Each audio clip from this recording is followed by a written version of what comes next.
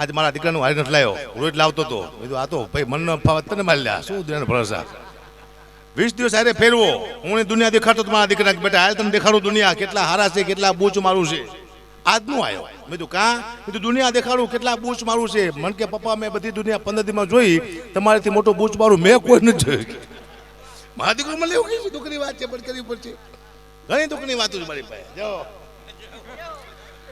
પોતાની વાતો કરી નાખવાની જીવનમાં, કોકડી શું કરવાની હે. 4 કલાકની ગાડીઓ ભટકી જશે. મારી બાપુ ફોર્ચ્યુનર હમણાં મેં દીધી મોરે મોરો ટેન્કરની પાછળ 4 સારી.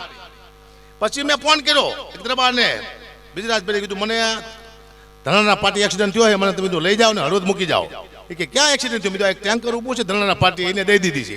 એ ટેન્કર તો કે મારું જ દરબાર કે હવે તમે ન આવશો. કીધું બહુ નુકસાન છે તમારા ટેન્કરમાં. આ અમારા મુન્નાભાઈ લીમડી આવ્યા છે, એમના ઘરે હું જોયું તો મારું સાપાથી સન્માન કર્યું. કીધું કેમ દરબાર સાપાથી સન્માન કર્યું? કે તમે ગઢવી છો એટલે સાપાથી, બાકી બીજાનું લાફાથી કરી છે. કે દુઃખની વાત છે પણ મારે કરવું પડે જીવનમાં. ઘણી વાતો છે મને ખબર પડી જાય છે. હું હમણાં બાપુ એક છોકરાએ ગાડી લીધી 25 લાખ રૂપિયાની. એને બાપાને કે પપ્પા પાછળ જોવો તો હું રિવિશ મારું છું, કાંઈ છે નહીં ને. એને બાપા કે બેટા 2 વીઘા હતી વેચીને ગાડી લીધી, હવે માએ કઈ છે નહીં બેટા, આવા દો સીધી. જય સીતારામ, પૂરું થઈ જાય. મારા દીકરાએ મને પૂછ્યું બાપુ કે પપ્પા તમે આવ્યા પછી દુનિયામાં શું શું થયું? મેં કીધું બેટા હું આવ્યો એટલે 7 વીઘા જમીન વેચી આપણી. હું આવ્યો તો ઘણા ઘરમાં ઝઘડા થઈ ગયા, મારા આવવાથી આ દેશમાં ઘણું નુકસાન છે. કીધું પછી એને મારું બાપુ મસ્ત ગીત બનાવ્યું છે, સાંભળાવું તમને. કે મારા પિતાના પગલા જ્યાં જ્યાં થાય ત્યાં ત્યાં હવનું પૂરું થાય.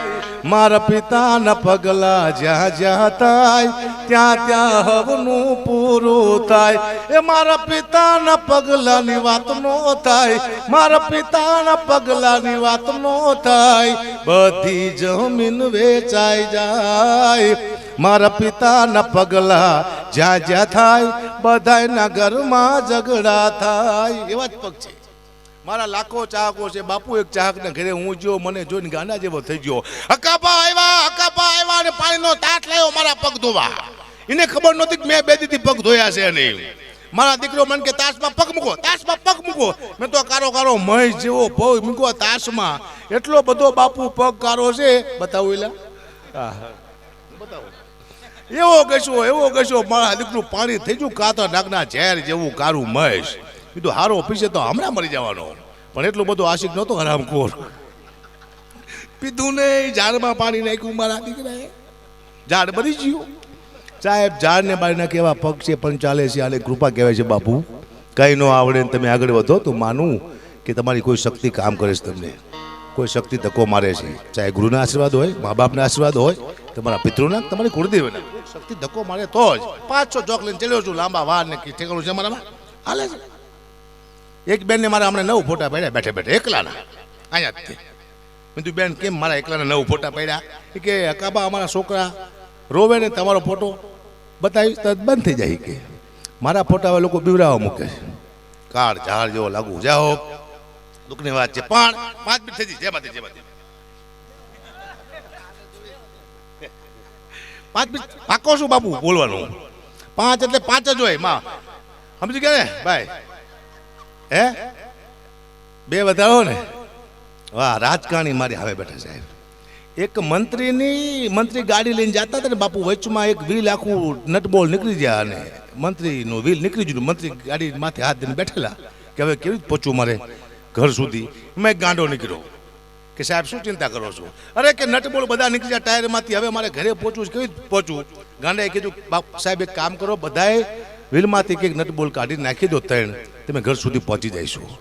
પછી ધારાસભ્યએ કીધું એટલે તું તો ગાંડો છું ને? કે હું ગાંડો છું, મંત્રી નથી. દુઃખની વાત છે પણ કરવી પડશે. ભયાનક દુઃખની વાત લઈને બેઠો છું. જાઓ મારી ખેંચો હોય તો ઉપાડલો શું વાત કરો. જાઓ વાહ, અમારા ભરવાડ સાહેબ મેરુભાઈ બેઠા છે, બહુ મોટી વાત કહેવાય. એ બે હતા જ નથી, આજ પહેલી વાર બેઠા છે.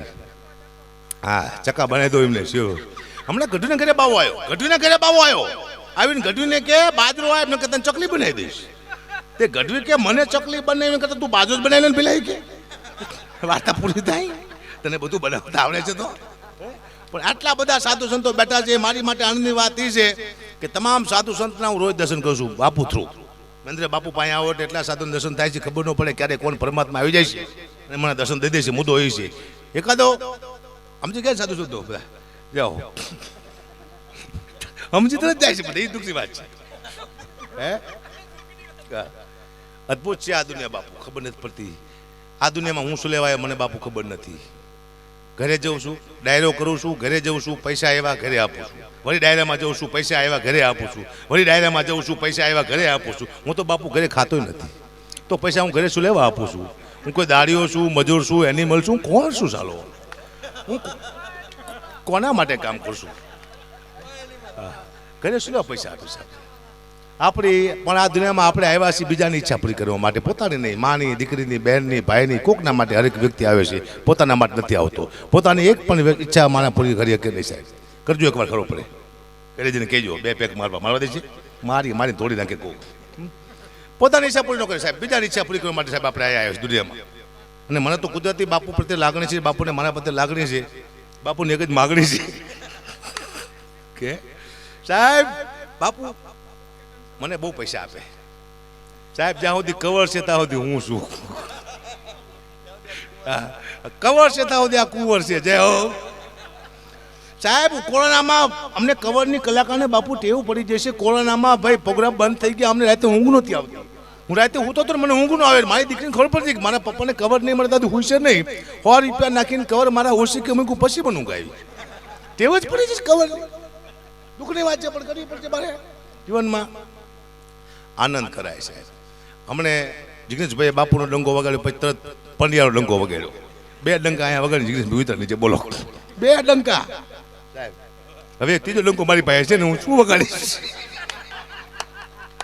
કોના વગાડો ડંકો બાપુનો ડંકો તમે વગાડી હે દુઃખની વાત છે પણ બાપુ કર્યું પડે જીવનમાં પણ બાપુ કલાકાર દાદા બાકી મને ખબર છે આપણે બધાને ન્યાય મળવો જોઈએ કારણ કે બધાય કલાકારનું અહીંથી વિનંતી કરું છું 8 કલાકાર છે અડધો કલાક લે તો બધાને વારો આવી જાય તો હું ગુજરાતમાં જેને સાંભળવાય જિંદગીનો લાવો કહેવાય અને બહુ મોટું નામ દેશ વિદેશમાં અને ઘણા વર્ષોથી એક જ ધારા ચાલ્યા રાખે એવા પ્રોગ્રામ હોય અને એવા કોઈ ગાયક હોય સુરીલા તો ફરીદાબેન મીર છે એમને કહું એમને મજા આવે રાહુલને આવે કોઈ જોરદાર તાળીના ગડગડાથી વધાવો ફરીદાબેન મીર જય રામા પીર જગતગુરુ ગર્ગાચાર્ય મહામંડલેશ્વર 1008 એમનો જન્મદિવસ અને સંન્યાસ દિવસ એકવાર જોરદાર તાળીના ગળાથી બાપુને આપણે વધાવી અને એ નિમિત્તે આજે આ લોક ડાયરીનો કાર્યક્રમ ગોઠવવામાં આવ્યો હોય એટલા બધા કલાકારો છે કે કોઈ વાતે વારો એવું નથી બહુ કલાકારો છે બધાનો વારો આવી જાય હું બહુ શોર્ટ અને સ્વીટ કલાકાર છું 5 મિનિટ બોલીશ 60 મિનિટ નહીં જય હો અને ઓલા ગૌતમભાઈ મેરુભાઈ ધારાસભ્ય બધા મારું ઉડાડે છે અલ્પેશભાઈ ની બધા ઓળખું વધારે ચાંદ હોત બેઠો બેઠો ખેંચે મને કઈ વાંધો નહીં મોકો આવશે તો વર્તીશું મેરુભાઈ કનુભાઈ જાઓ આનંદ કરવાનો બાપુ કશું છે નહીં જીવનમાં બસ મને એટલી ખબર પડે કારણ કે આ 25ની સાલ છે ને કલાકાર માથે સાહેબ બહુ ભારે છે કારણ કે હમણાં કંઈક રાણા પ્રતાપની કોઈ કલાકારે વાત પણ એક ભાઈ લાકડીને સ્ટેજ માથે ચડ્યો કલાકારને મારવા બધા વિડીયો જોયો છે હું બધા કલાકારને વિનંતી કરું છું કે હવે બધા સાથે હેલ્મેટ લઈને જજો કે તમારા બાપ કોઈક મુંડા ફોડી નાખ ખબર નહીં પડે ખતરનાક દિવસ આવી ગયા સમયમાં આવી ગયો છે